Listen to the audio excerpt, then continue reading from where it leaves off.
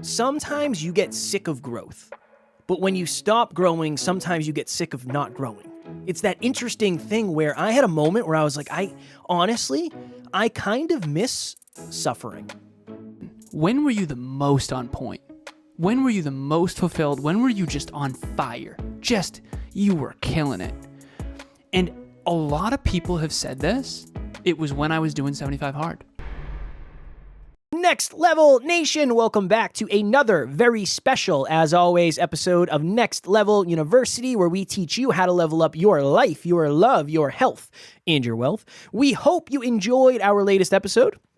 It was episode number 1226, where we talked all about growing pains. Today, for episode number 1227, the downsides and upsides of discipline. So, went on a podcast the other day, and this was a more spiritual podcast. Oftentimes, when I go on more spiritual podcasts, the discipline route doesn't always take.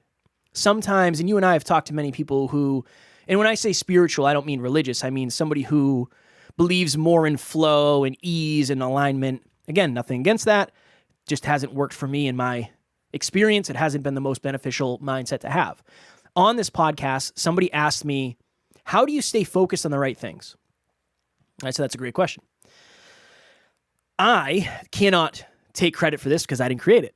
But my business partner and co-host of Next Level University, Alan, created peak performance tracking, where every single day I have either we use the app or I have a spreadsheet that says, hey, Kev, it's Monday. These are the things, 26, 25, however many things, 24. These are the things that you should be doing today. And I said, that's what helps keep me focused because there's no emotion involved. I wake up and I look at the list and I consult the list and then I do what it says. And that helps me and that has helped us become the level of successful that we are. I said, the interesting understanding for you if you're out there is that is something that for a lot of people seems very constricting. It's like, oh, I have to live my life by a list. I'm going to have to check it off when I do it. And I said, but I think the important understanding is I have 25 things. I can get those done in 2 hours. I can get all of those things done in 2 hours. And if that was the way I wanted to live my life, I could just go do whatever I wanted after that. I could just go hang out on the beach. Now, again, I'm not going to be the same level of successful, but imagine that level of productivity. I learned for a half hour. I went to the gym for 45 minutes. I reviewed a podcast episode. I posted on social media. I posted on my story, blah, blah, blah, all these things. And I still have 5 hours to myself.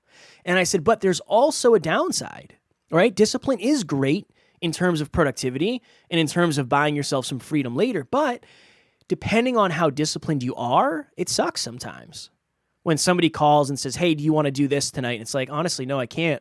I have whatever it is. I have a podcast. That's happened to me a lot recently, Alan, where my buddy Matt, so we play video games occasionally virtually, but I love hanging out with him, right? He was my roommate for 3 years. We lived together, and I haven't been able to go down and see him in person in months. I don't even remember the last time, because usually it's either Friday night or Saturday night that we can do it. Friday night, my last call usually ends at 6. So it's like, I'm not going to get down there till 7:30. I have a call at 9 a.m. on Saturday. So like, what are we going to hang out for 3 hours, go to bed, and then I'm going to get up and drive home? That's not really ideal. So that level of discipline around, well, I also want to make sure that I am disciplined with my schedule. I'm disciplined with my clients. I'm showing up. I mean, that sucks. And that, I think that's a reason why many dream chasers struggle in their relationships, is because you're probably more disciplined than the people around you. And people feel a certain way about that, where, oh, you're not going to come over, you're not answering my text messages. So there's definitely upsides and there's definitely downsides of discipline. My goal in this episode is to talk openly about each and allow you to form your own relationship with it. But I think there's a lot of people out there that says discipline sucks, it doesn't work, that's not how you should live your life. But I also think there's people on the other end, and I think we're more on this end, that says discipline is super important for you. It's going to afford you a life of freedom eventually. What is your unique sweet spot? I was reading a book recently called Discipline is Destiny by Ryan Holiday. I could not put this book down because discipline is one of my favorite words in the entire world. Emilia's word for the year is actually discipline. Everyone on the NLU team chose word for the year. Kev, yours is extraordinary. Yes. Mine is respect. Emilia's is discipline. And we encourage you, by the way, if you're an NLU listener, like choose a word that you're most drawn to for 2023. I think that's a powerful thing. One of my other clients is truth, just seeking truth. But regarding discipline, obviously I'm on the end of, I don't think much is possible without it. I think that the large majority of things that are best for your future are actually challenging. And I think that all human beings have a natural aversion to challenge because challenge creates pain, and pain isn't enjoyable. I think that there's a way to shift your relationship with pain, your relationship with discomfort, your relationship with discipline. And I think that you need to. And I'll tell this story because I think it's so important for our listeners to hear this. When I first started, I think this is right after or right before you and I started working together. I think it's after. And I had a coach who was much farther in her journey than I was. Multi-millionaire, extremely, extremely successful with a very enviable lifestyle. Can book Airbnbs on the beach whenever she wants. Just has any car she wants every year. I'm pretty sure it's like every 2 or 3 years she has a brand new BMW, and she leases them. But the point is that a lot of people would look at her lifestyle and go, "Oh my God, that's incredible." But what a lot of people don't understand is I saw her calendar and she coached me. And her calendar, I remember being petrified of. When I saw her calendar and I was like, ooh, I don't know if I want to do that because I just left corporate. And it's like, I don't want to be that structured. She's like, well, and I was a fitness model and fitness coach and fitness competitor at the time. And she said, Alan, you track every calorie. You track every workout. You track every set and how well you did. You know your metrics. You benchmark against those metrics every single day, right? I was like, yeah. She's like, well, you have coaches, right? I was like, yeah. You know your weight right now, right? I was like, yeah. She's like, you need to apply the same principles to your business. If you want to be successful in business, you have to apply the same principles. And that's very, very obvious now.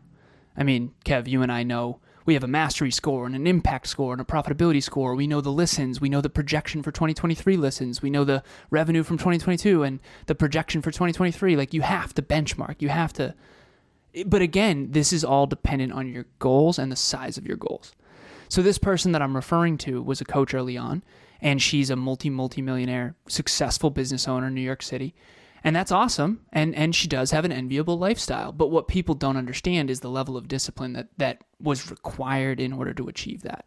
And if you looked at her calendar, you envy her new car every other year, or maybe her home on the ocean or whatever it is. Multiple homes, actually. But like, do you envy the calendar? Right? Do you envy the 6 a.m. wake-ups every day? Do you envy the metrics and the check-ins and the everything else? And I think that that's what discipline is there's two sides to it. All of the results that are so magnificent, like my relationship with Emilia, for example, unbelievable. I was at lunch with my mom on Sunday, me, Emilia, and my mom, and she was just blown away at how in love we are and how we get along and how on a team we are with our businesses and our finances and our futures.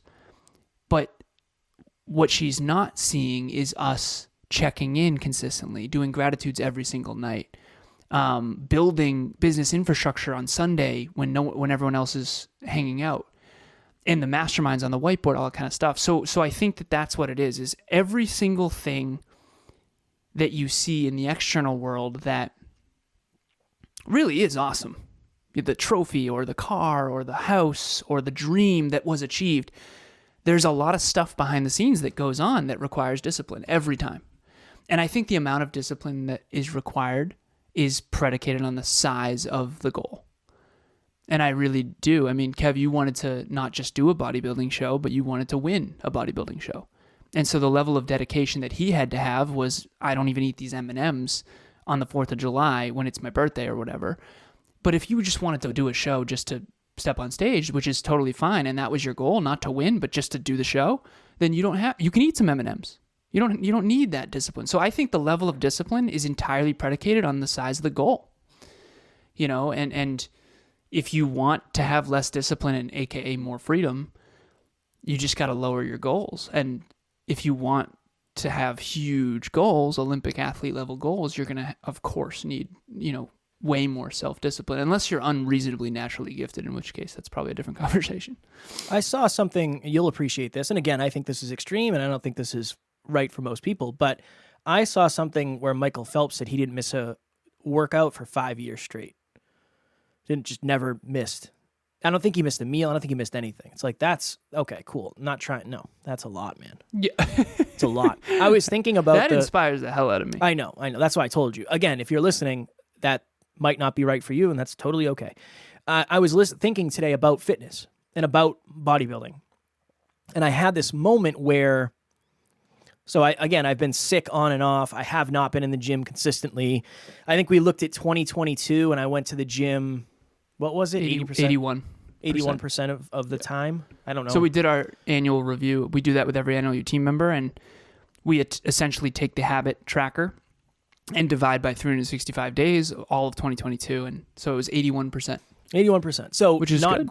Not really. Not as great as, especially towards the end of the year. That means 4 out of every 5 days. Yeah. Which is pretty good, I think. But again, it depends what your goal is, right? And I had that interesting moment where this is the interesting thing about discipline. And this is the interesting thing about tracking habits. And this is the interesting thing about growth. Sometimes you get sick of growth.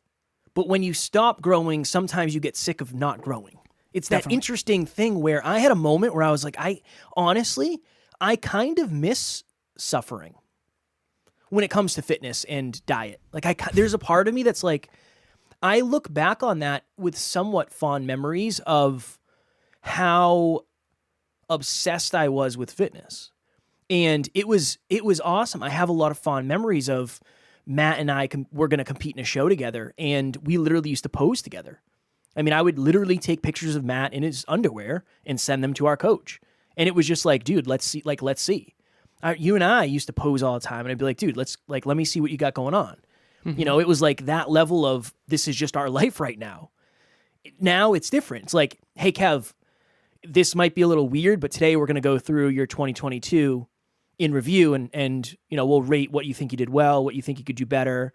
And it's like Alan is coaching me in this moment, but that's on growth. I miss fitness right now, even though oftentimes, it is a challenge to wake up and go to the gym. It just is. I don't want to say it's easy because it's not. I do miss tracking calories. I'm eating in a surplus right now because I'm trying to gain strength. So I'm not as focused on it. But there's a part of me that's excited to track every calorie again because I feel like I haven't been as disciplined. So it's almost like you have to figure out what are the extremes. So maybe for you, the extreme is I track everything I do every day, and that's too much. And maybe the other extreme is I don't track anything I do ever, and that's not enough. Okay, what is the sweet spot? And then what are the boundaries where you start to feel off? That's an interesting place to live.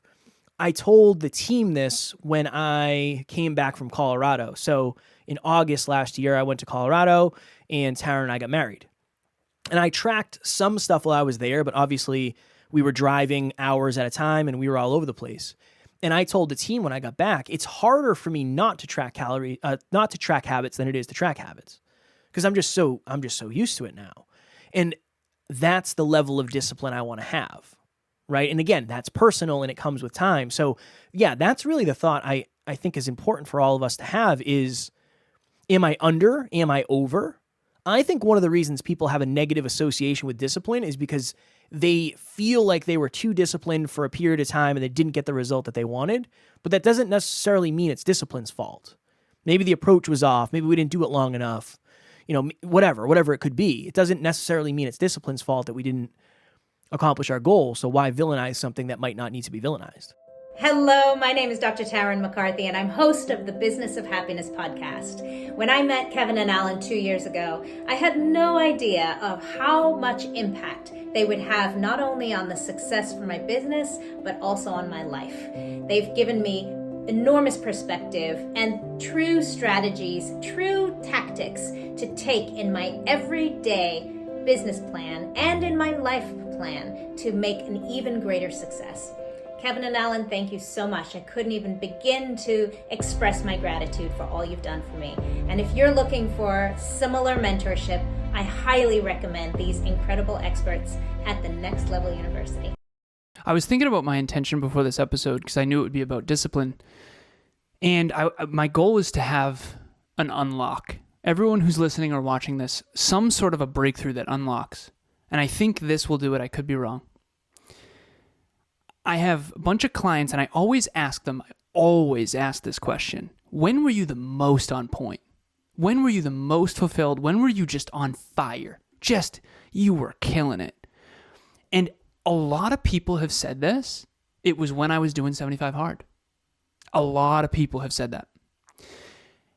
But what's interesting is I dig a little deeper.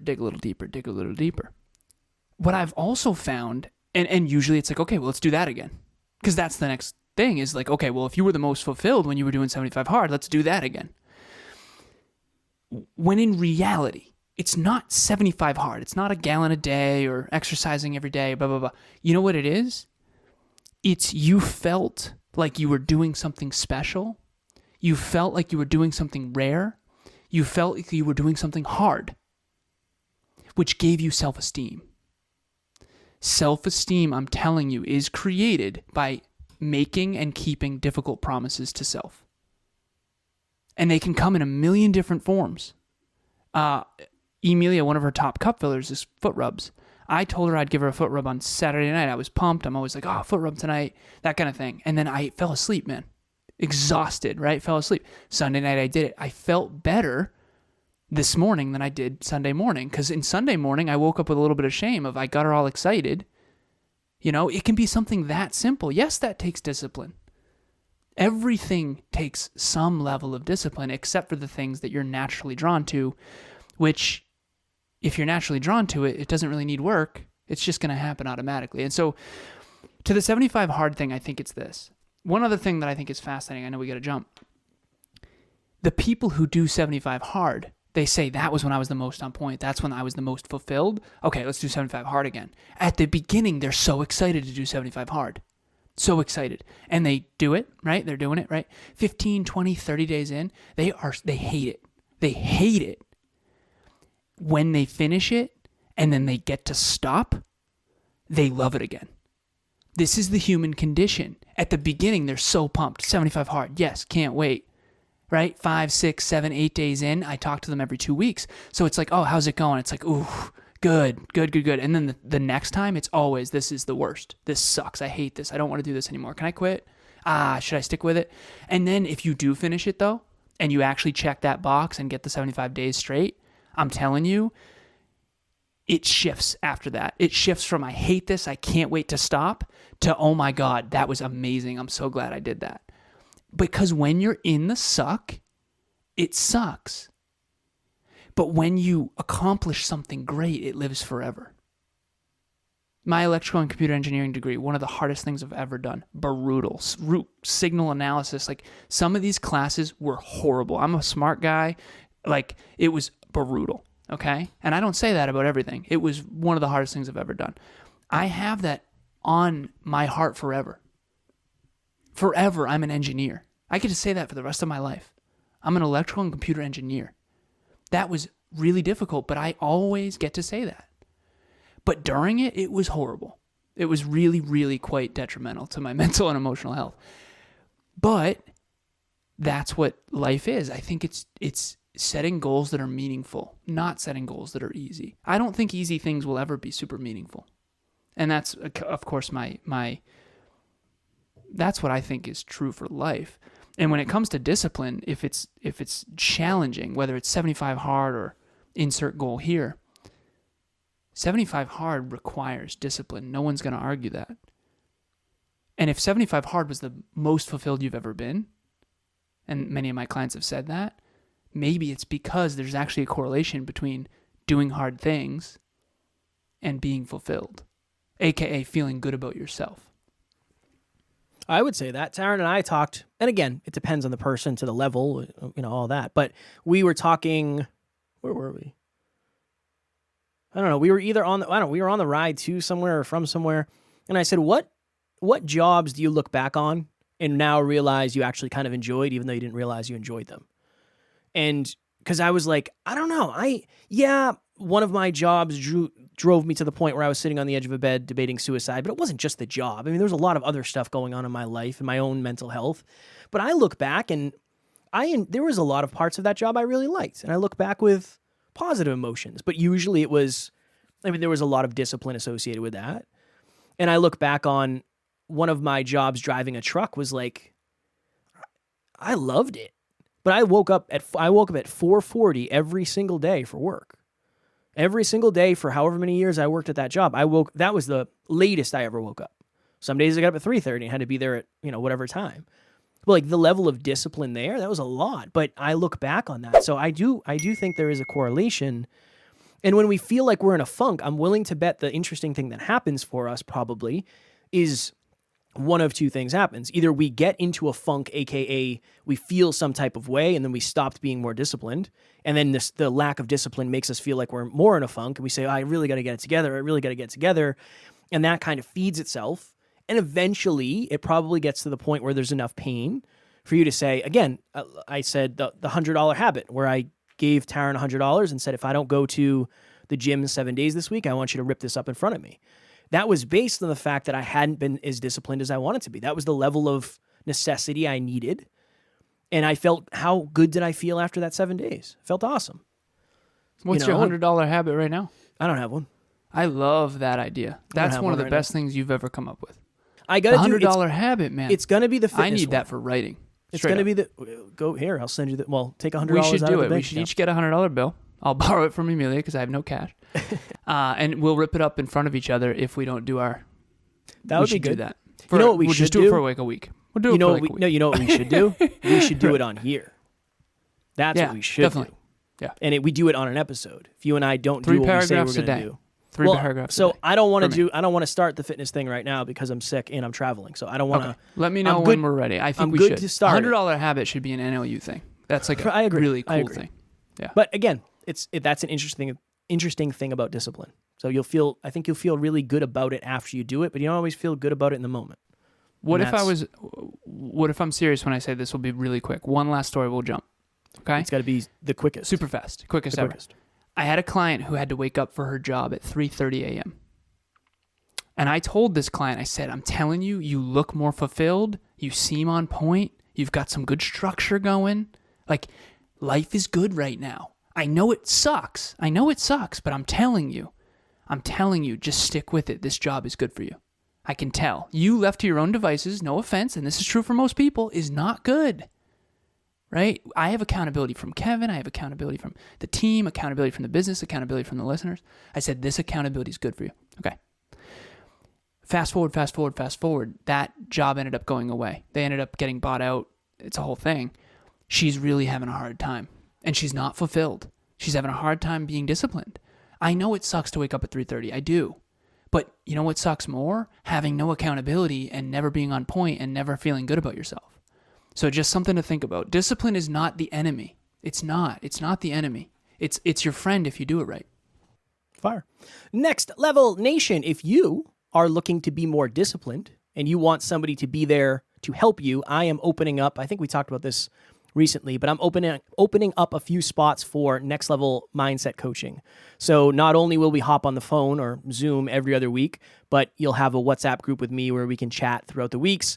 And ultimately, you're going to get a lot of accountability. Yeah, we'll be learning stuff and we'll be talking about life and we'll be tracking habits and all that, but you'll have me there to help you stay accountable and to make sure you're focused on the level of discipline that you should be. If you are interested, I will put my information in the show notes. Again, I don't know how many clients I'm going to take on because I have a lot of other podcast clients, but I want to make sure I am serving the community because without you, we wouldn't be able to do this. So if you're interested, please reach out. In 2022, we hosted an event called Next Level Live. I'm sure you've heard about it if you're a long-term listener. If not, it was world famous. So it was, sure world. It was Greater Worcester famous. So it was such a success, though, and such an impactful day for everybody that we're doing it again. Only 50 seats are available. This will be an experience for everyone who does join us. We hope to meet you. We took photos. If you go to the landing page, the video is just very, very powerful. It was very well done, and it will show you exactly what that day will be like. Love, hugs, breakthroughs, transformation. There's been a lot of transformation since then. We want to, it's the Mario Kart booster for your life. That's the best way to describe it. It's when you get one of those mushrooms in Mario Kart and you hammer that thing right before the finish line. If you want 2023 to be a Mario Kart boost, that day will definitely be that for you. We hope you join us, and the link will be in the show notes to the landing page. Check out the video at very least. At very least, watch the video, and then if you decide you don't want to join us, totally understandable, but at very least, watch the video. Strong work. Next Level Nation, tomorrow for episode number 1228, what we get confused about judgment. I've been thinking a lot about judgment, and I have some stories from this past weekend. We went to a concert. So I had a lot of thoughts. As you know, if you listen to this podcast, anytime I'm doing something, I'm trying to think of how does this relate to self-improvement and Next Level You. So tune in for that episode. As always, we love you. We appreciate you. Grateful for each and every one of you. And at NLU, we do not have fans. We have family. We'll talk to you all tomorrow. Please reach out.